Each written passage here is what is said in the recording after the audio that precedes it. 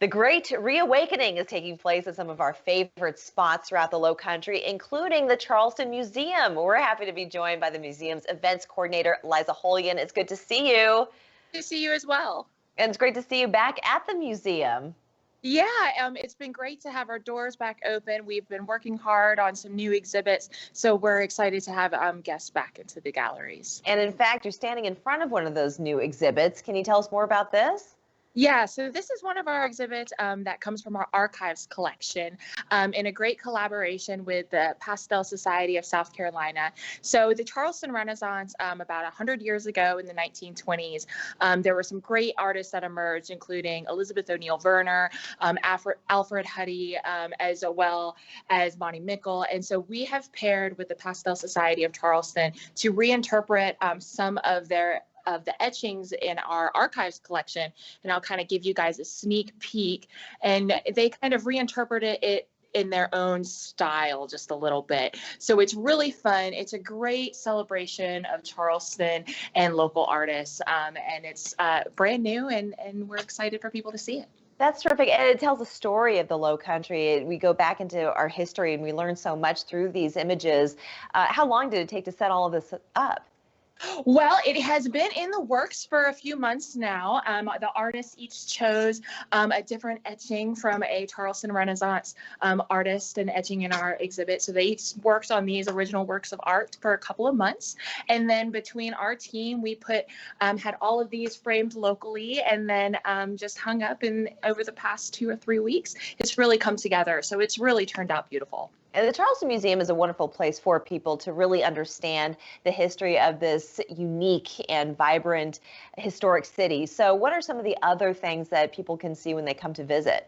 Yeah, well, we have 9 permanent exhibits as well as temporary exhibits. You know, kind of right behind me, we have stuff from our Civil War gallery, as well as transportation history in the Low Country. And then we have a pharmacy right back here that just shows that the way that history has evolved here in the Low Country, from cultural history to natural history, from textiles to war history, really, you name it, we try to cover it. So we have just a great breadth of knowledge here. You certainly do. I love the clothes. Those tell so much when Yeah. you see the way people used to dress and how they used to present themselves. I think it's fantastic. Now, have you changed your hours at all? Is it business as usual? Also, what are some of the health protocols that you've got in place for people coming to visit the museum?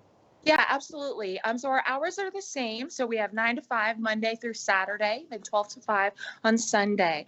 The museum has been open since May 27th, and our historic houses open the Joseph Manigault House today on June 1st, and then the Hayward Washington on June 15th. So we have, limited the number of guests that can be in certain spaces. We have new signage all around our building. All of our staff members are wearing masks. Our frontline staff are wearing masks. We all have, barriers, and anywhere that we have, contact with the public. And a lot of our hands-on components have been temporarily shut down just for safety purposes. But otherwise, we're ready to try to get back to as normal as possible. And visitors, are they required to wear masks or gloves or any kind of protection? They are not required, but we do encourage them, and all of the staff are required to wear masks. Okay, perfect. And a lot of students, they have been homeschooled for the last several weeks. Do you have any specials for them to come and pay a visit to the museum? Well, we have some great camps that are starting up, and we're working on bringing back some of our kids' programming. So we do have some availability at our camps that are out at the Dill Sanctuary.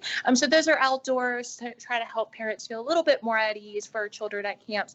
But otherwise, we have our wonderful child and youth tickets as well. That's perfect. Liza, you did a fantastic job with your virtual programs during this whole quarantine, and now people can come back and take advantage of all the wonderful things that you have to offer there at the Charleston Museum. I want to thank you so much for joining us, and thank you for taking that tour.